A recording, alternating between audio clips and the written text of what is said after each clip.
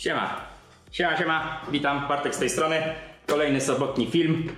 Dzisiaj zastanowimy się w sumie, naprawiając ten ekspres, czy jest sens prowadzić tutaj taki remont generalny, czy lepiej kupić nowy. Zdania są podzielone, będziemy sobie naprawiać i w trakcie tej naprawy będziemy sobie o tym rozmawiać. Zapraszam.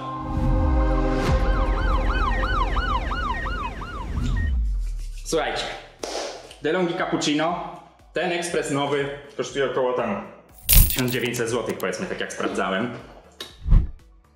W nim jest do przeprowadzenia remont generalny po mojej diagnostyce, on jest tam wstępnie rozebrany. Wymieniamy infuzor, ma działać na tip-top. Takie są założenia z klientem, ma działać na tip-top. Jest też pęknięta grzałka do wymiany. W komplecie z grzałką dom 2 zabezpieczenia termiczne. Czy warto? Ta naprawa no nie osiągnie nawet połowy wartości tego ekspresu.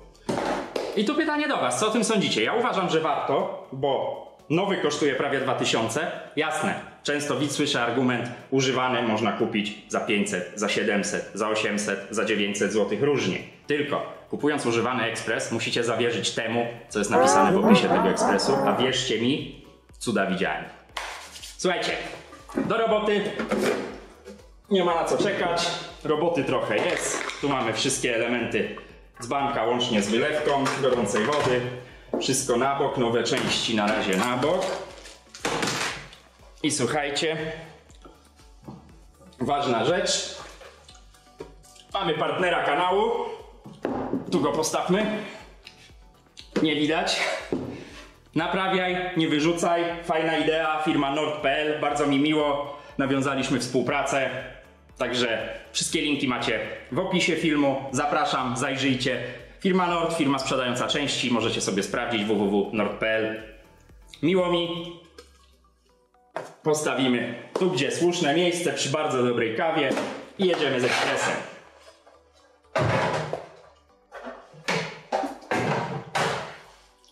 Jedziemy z ekspresem. Słuchajcie, zaparzacz nie jest w pozycji neutralnej, więc go włączmy. Zneutralizujmy zaparzacz, czyli tacka jeszcze na chwilę nam tu wraca. Odpalamy maszynę. Szybkie oszukaństwo. Włącz, wyłącz.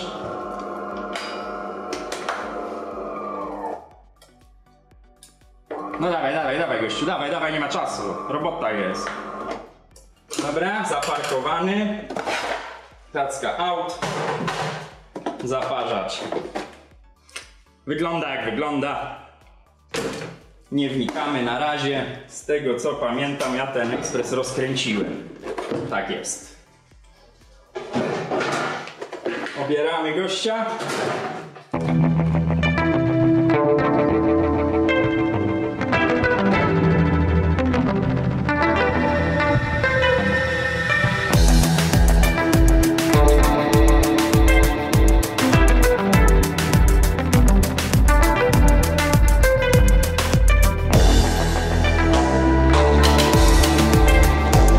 Ekspresu są następujące. Po pierwsze, wariacje, woda leje się do fusów wszędzie. To wskazuje ewidentnie na infuzor. Grzałka, to wam spróbuję pokazać.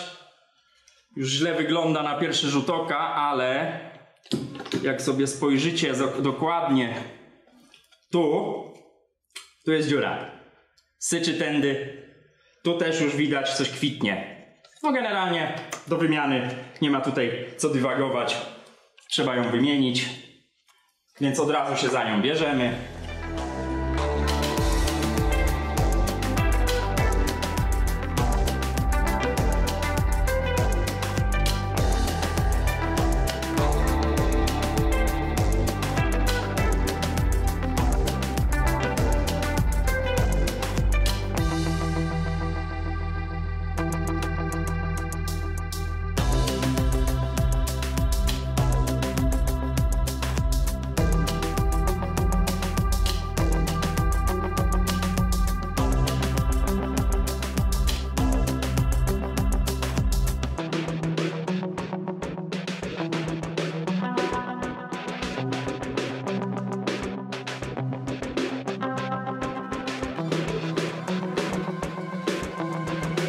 Grzałkę mamy uwolnioną dzidę.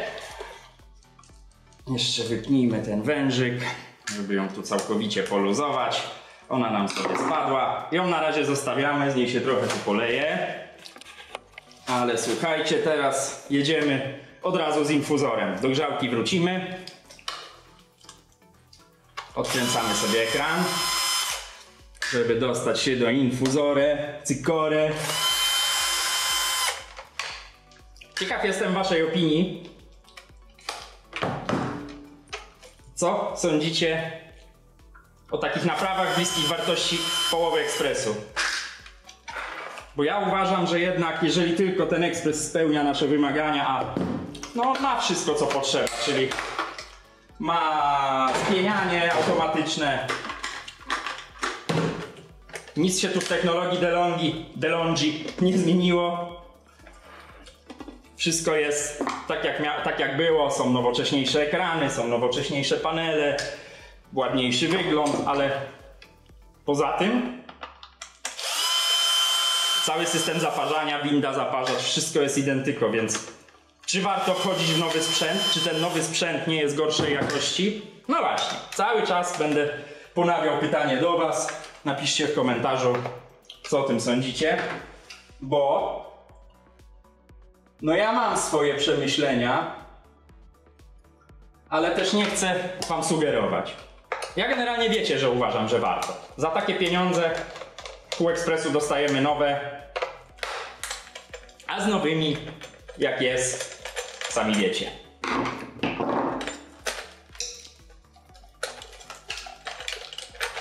Wyciągamy mocowanie infuzora na bok. Wypinamy pozostałe wężyki. Trochę wam tu dam bliżej. Jest ostro, może wypnijmy tą wylewkę. Czyli wysuwamy ten wężyk, wylewka na bok. Zbliżenie na infuzor. No tutaj standardowo to już było. Wszystkie zawleczki należy wypiąć.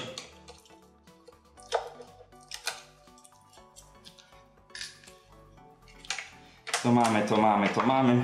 Widzicie? Ten infuzor już przepuszczał. Widać. Tak jak ja wspominałem już wielokrotnie, ja ich nie naprawiam. Nie jest to bardzo droga część. A wymieniając na nowo mam pewność, że podziała.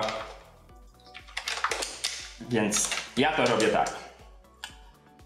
Tu nam wypadł wężyk, dobra. To jest wszystko jasne. Wiadomo, uszczelki na czpieniu też będą do wymiany.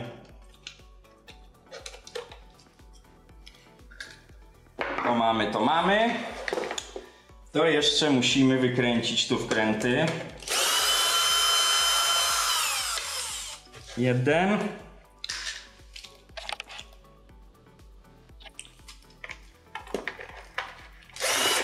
Tu musimy wjechać zwykłym śrubokrętem, bo tym nie podejdę, a nie będę zmieniał końcówki dla jednego wkrętu.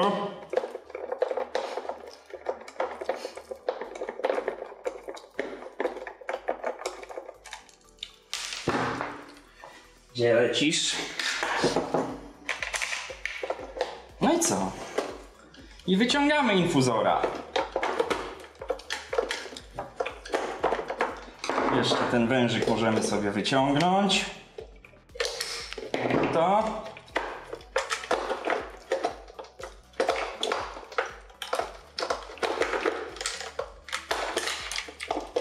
No i infuzor uwolniony.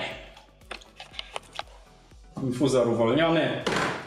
Tu mamy nowy, ale zanim wjedziemy tu z nowym, to trzeba ten bałagan, który tam w środku widzicie, posprzątać.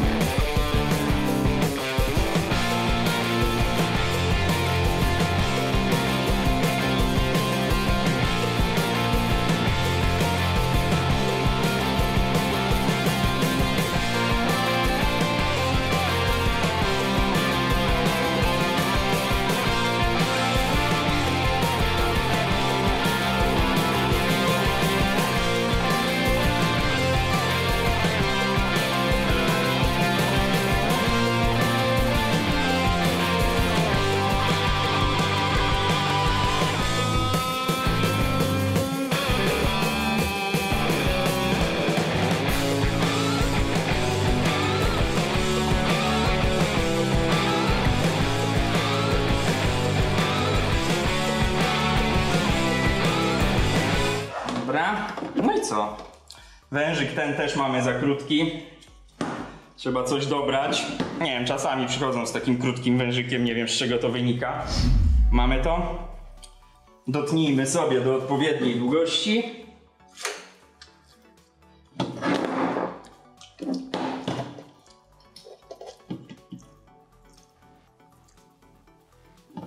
Nie musi być idealnie.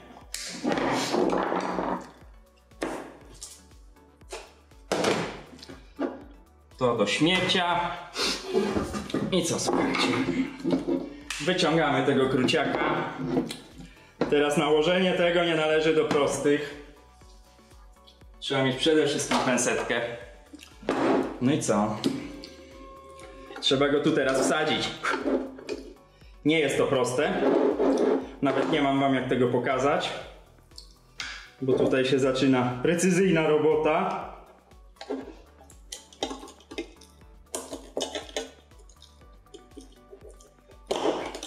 I jeszcze należy go nie pociąć oczywiście przy okazji.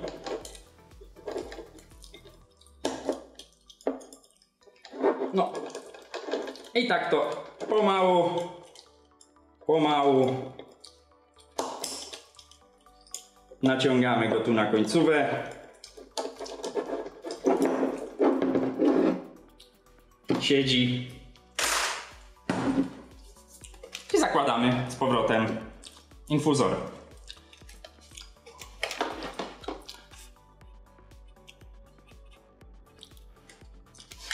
Czyli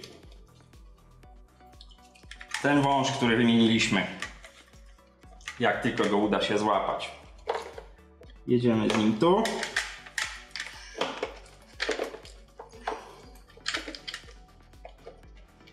Wszedł. Od razu uszczelki, bo trzeba je tu powymieniać.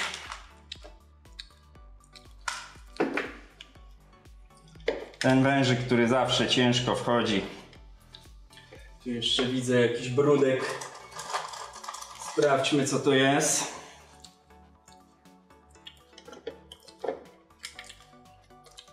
Nie, to nie jest zapchane, to tylko tak wygląda.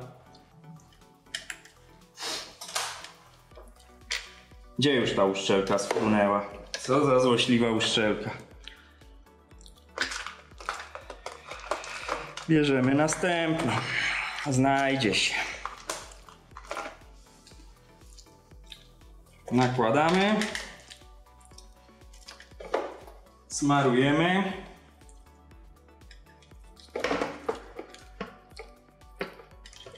I wkładamy.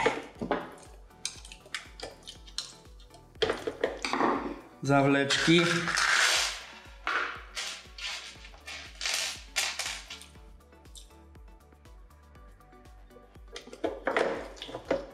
I umieszczamy infuzor w prowadnicy.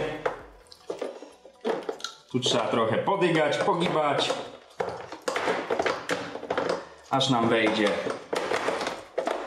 w odpowiednie miejsce, czyli widzicie, te prowadnice tam. Można go od razu tutaj przyłapać.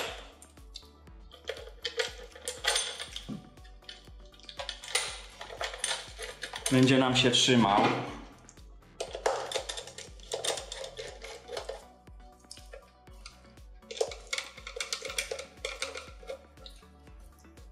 Za pamięci przewody od mikroswitcha górnego położenia, górnej krańcówki. Napęd za chwilę. No i teraz co, słuchajcie? Jeszcze dwie uszczelki nowe. Jedna.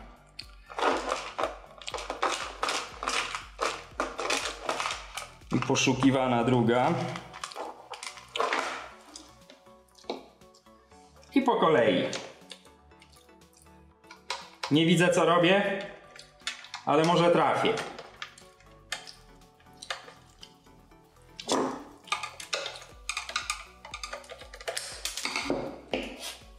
Jakim cudem wyjąłem tą zawleczkę? Ktoś mi powie?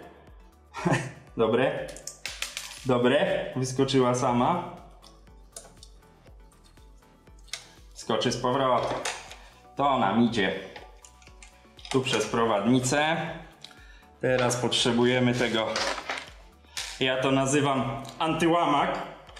On jest na zagięciach tutaj w DeLonghi układany, żeby na tym zagięciu ten wężyk się nie wyrobił. I zawsze się z tym męczę, ale może tym razem się uda. O Boże, patrzcie, prawie. Już pochwalił. Już pochwalił.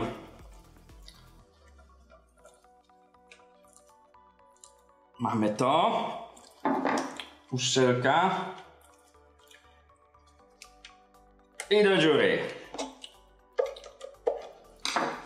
Zawleczka. Tutaj należy ją włożyć pensetą, jak znajdziemy pensetę.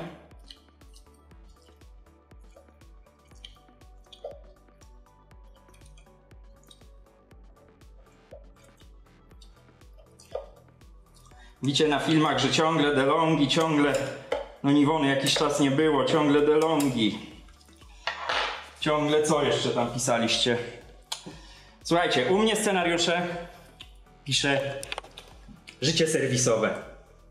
I no takie ekspresy się trafiają, takie są robione, słuchajcie. No, nie da się inaczej.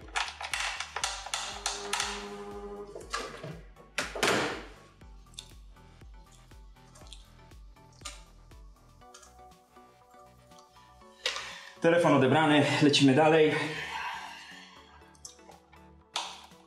Dzisiaj idziemy w tempo. Ale dokładnie.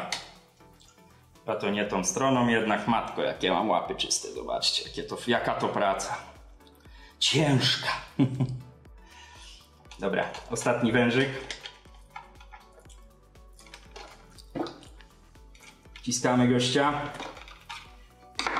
Ostatnia zawleczka. Mamy to. Gdzie jest wylewka? Od razu wężyk na wylewkę. Tu też się przyda penseta.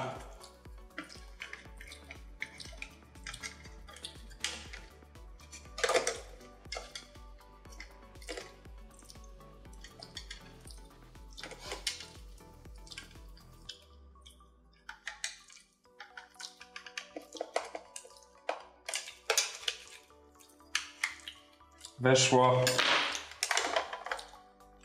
Czy my to przyłapiemy od razu? Przyłapiemy od razu, żeby się nam tu nie gibało. Czyli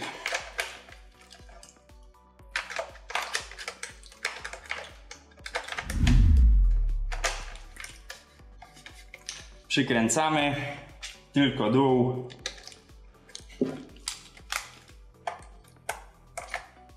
No trafi? Trafi.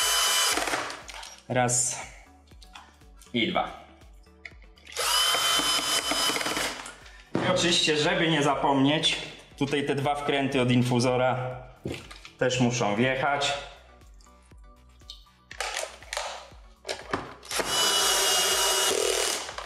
Jeden mamy, drugi ręcznie.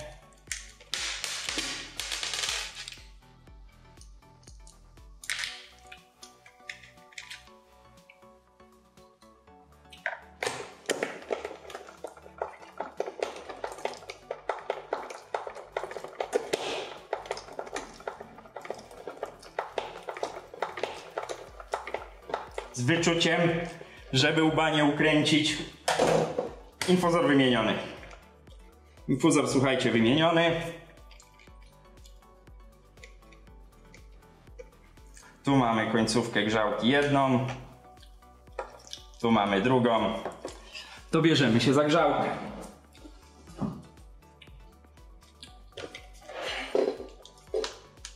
Oba termiki do wymiany. Tak się to robi. Są tu. No i oczywiście grzałka do wymiany. Grzałka jest mocowana, słuchajcie, tutaj widać. Ona jest mocowana na tych termikach właśnie. Na tych dwóch wkrętach. Lecimy z grzałką.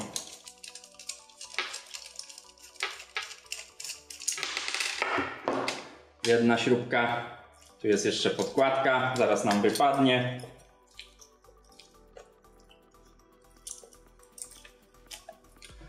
Trzeba też wyciąć trytkę, na której trzyma się cały ten zestaw czujników. Bez ucinania przewodów. Dobra. Czujnik NTC. Uziemienie. Jeden już termik uwolniony. To teraz drugi. Ten nam tu tak łatwo nie pójdzie. A już od poprzedniego filmu z wymiany grzałki obiecuję sobie, że sobie kupię cieńszą nasadkę. No ale na razie na obietnicach się skończyło. Sam siebie oszukałem. Jeszcze. Można też odpiąć termik i kręcić termikiem, ale tak akurat podszedłem do tematu.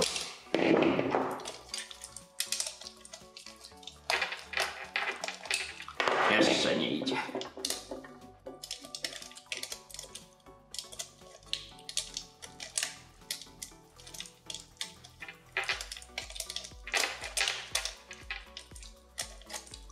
No teraz już musi.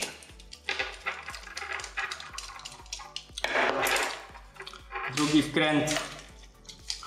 Wyciągamy termiki. Prowadnica. Wypinamy przewody. Kurna, to aż się wszystko kruszy, słuchajcie, takie to jest wygrzane. I wyciągamy grzałę. Tak jak pokazywałem wcześniej. Obejrzyjmy ją. No tu ewidentnie jest dziura. Tu już też jakiś wżer jest. I tu w takim newralgicznym punkcie, gdzie ona pęka na dole, na razie nic się nie dzieje. No ale... Chociaż... O, widzicie, tu coś już zaczyna się dziać. No już pomijam fakt, że ona nie grzeje. Dobra, słuchajcie, włóżmy sobie tutaj nową grzałkę. Różni się, prawda? To jest nowa. Włóżmy tu nową grzałkę na prowadnicy. Może was trochę oddalę już teraz.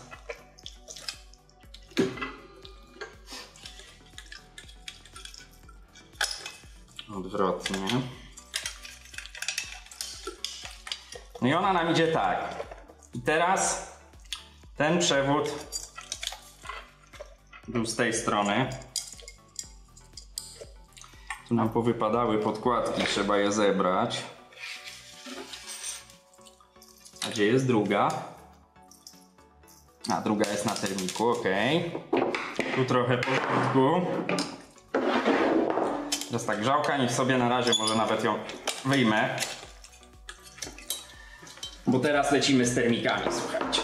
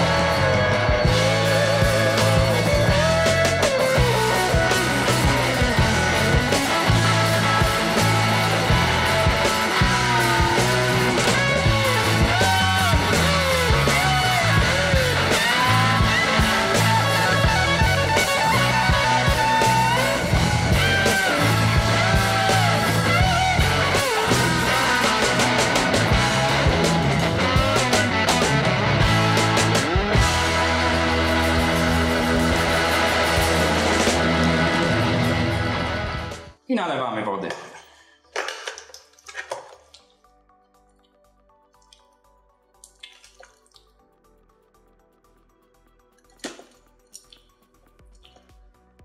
Powoli, żeby powietrze miało czas ujść. Ja to oczywiście jeszcze osuszę, zanim włączę, bo tu trochę wody poleciało.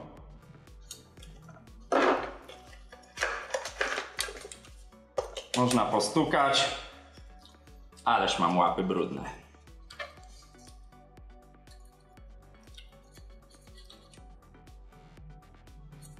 Chyba jest pełno. Pozycjonujemy tą grzałę.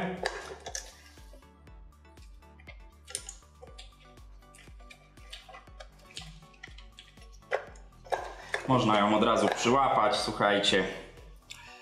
Ja muszę zaraz umyć ręce, bo wszystko będzie w tej paście.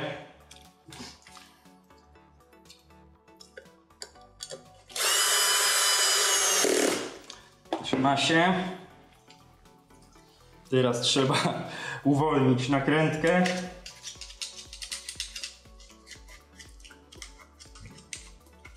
Mamy to.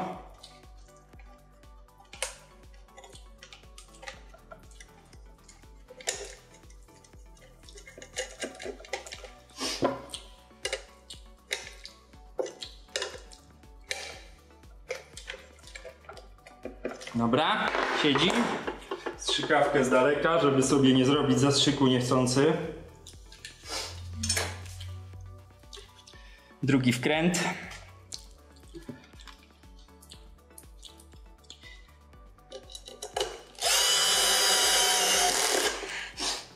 Drugi wkręt, za pamięci teraz tak. To będę spinał wszystko później. Na razie będą testy. To założę też później, żeby widzieć, czy tu się nic nie leje. Uziemienie, nie zapomnijcie.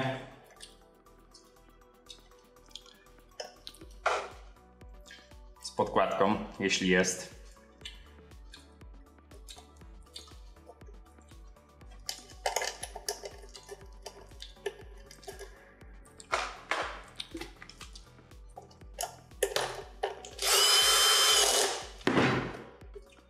No i co, słuchajcie, ja tu trochę ogarnę, posprzątam, sprawdzę sobie to wszystko i zaraz do was wracam. Dobra, słuchajcie, on jest na razie tylko tak, jak cię mogę, nazwijmy to złożony. Chcę wam pokazać, że to pomogło albo i nie, bo go sam nie sprawdzałem jeszcze. Nalałem płynu do naczyń, nalałem wody. Na razie odpalmy go tą stroną, bo trzeba patrzeć, czy nic tu się nie leje, czy nic tu się nie dymi.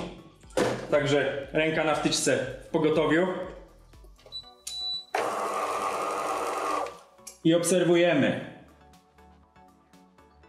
Ja zawsze jak włączam pierwszy raz ekspres po takiej naprawie, to go włączam i wyłączam na chwilę. Żeby te grzałki złapały równomiernie temperaturę. No to słychać, że winda chodzi tragicznie, ale to jest do wyczyszczenia, do wysmarowania. Kluczem jest, czy on zacznie podawać wodę do wylewki. Grzałka grzeje, czuć ciepło. Dobra, złapał temperaturę. Teraz tak jak mówię, w pogotowiu, bo tu się wszystko może lać, to są stare przewody.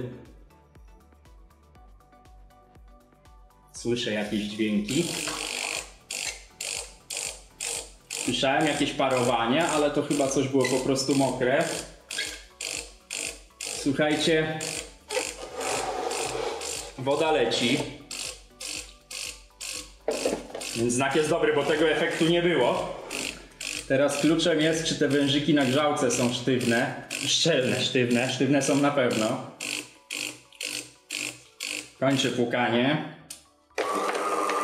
Ja bym może najpierw, zanim spróbujemy spieniać, czyli wygrzewać tą grzałę, to puścił trochę gorącej wody. I zobaczmy, co się stanie.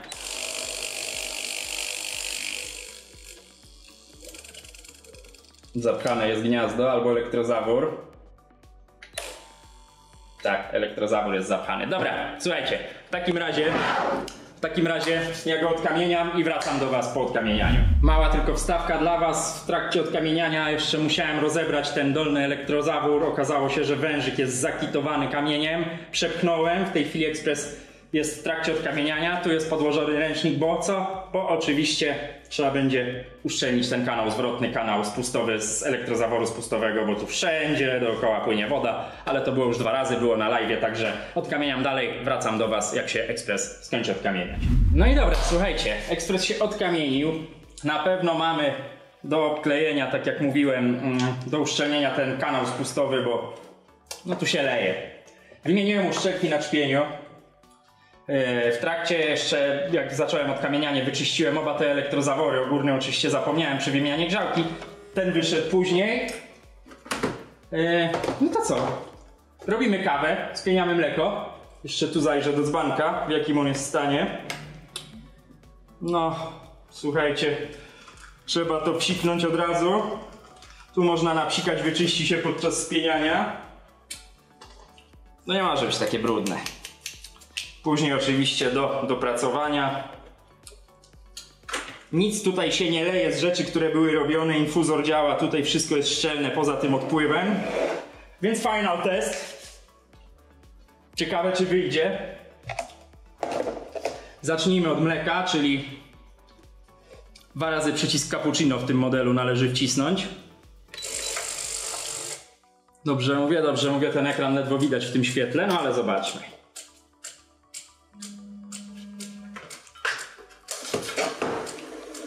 No i jak widzicie, jeszcze jest brudny, więc... O, nawet teraz nie napowietrza. Dajmy na max. Wiadomo, tą uszczelkę trzeba wyczyścić, ale mleko się spienia. Jeszcze się przytyka. No to jeszcze kawa. On się za chwilę wyczyści, ten dzbanek, zobaczycie jaka będzie różnica, jak zacznie działać ten płyn do naczyń. Natomiast teraz zróbmy bardzo mocną kawę. Młynek mieli. A czy kawa się zrobi?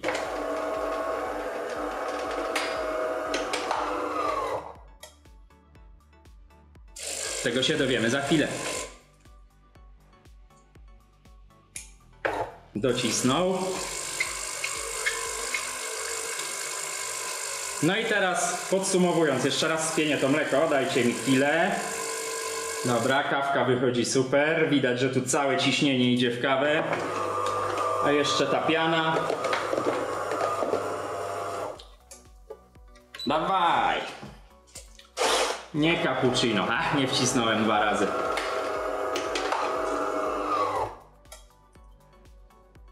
Halo, mówi się.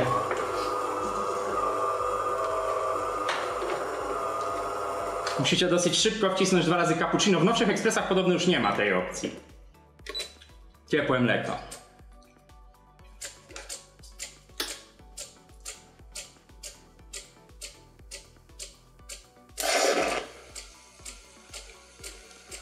Jeszcze tak bez przekonania to mleko leci. Ale jak się wyczyści ten dzbanek porządnie, o, nawet się już rozpędza. Widzicie, brudny jest cały ten dzbanek. Do dopieszczenia. Słuchajcie, podsumowując, wymieniony infuzor, będą wymienione wszystkie jeszcze uszczelki, które nie były wymienione. Wymieniona grzałka wraz z zabezpieczeniami termicznymi, tymi 2, nie będę teraz dotykał, bo on jest włączony. Plus uszczelnianie odpływu, które zaraz zrobię, ją sobie do rana postoi, będzie sech. Co sądzicie o takiej naprawie? Jesteśmy, tak, nie chcę mówić tutaj o cenach, bo to jest indywidualnie, w zależności ile tu jeszcze roboty by było, ale nie zbliżyliśmy się do połowy wartości tego ekspresu. I pytanie moje, ponawiam to, co było na początku. Co sądzicie o takich naprawach? Czy warto zainwestować, powiedzmy tak, do 50% wartości w ekspres starszy? A zaraz jeszcze zobaczymy, czekajcie, wyłączę go, jaki on jest stary. On jest bardzo zaniedbany, on chyba musiał gdzieś stać. Na pompie jest data 2013, 10-latek, słuchajcie. Czy warto dołożyć do takiego ekspresu, nie wiem, 700, 600, 800 zł? Czy lepiej kupić nowy? Nowy z dzisiejszych czasów. Bardzo jestem ciekaw waszej opinii. Komentarze są wasze, dajcie znać. Przypominam o grupie na Facebooku i ważna rzecz, wysyłacie do mnie masę informacji na Messengerze. Ja na Messengerze nie odpowiadam na porady ani na pytania. Nie mam na to czasu, jest tych wiadomości za dużo. Podobnie, jeśli piszecie do mnie maila na zasadzie, co to może być, jak to może być, słuchajcie, jeśli chcecie zdiagnozować lub naprawić ekspres, zapraszam do serwisu. Jeśli chcecie porady, tylko i wyłącznie grupa na Facebooku. Ja się tam udzielam na tyle, na ile mogę. Jest tam parę osób, które mają coś do powiedzenia na temat ekspresów, mają jakąś wiedzę, tylko i wyłącznie tam, więc nie obraźcie się, ale ja nie jestem w stanie na te wszystkie wiadomości odpisywać, bo ja, jak widzicie, robię ekspresy. Więc jeśli, jeszcze raz, pytania, porady, jaki ekspres kupić, co to może być po objawach, grupa na Facebooku, do której link macie w opisie. Pamiętajcie o pierwszym i nowym partnerze kanału, firma Nord. Portal Naprawiaj, nie wyrzucaj. Wszystkie linki macie w opisie. Zapraszam. Jeszcze raz, bardzo mi miło, że nawiązaliśmy współpracę. Mam nadzieję, będzie owocna. Także z tej strony, z mojej strony wszystko. Zasubskrybujcie oczywiście kanał, dajcie łapkę w górę. Mówił do Was Bartek, kanał Coffee Doctor. Smacznej kawki, trzymajcie się, cześć.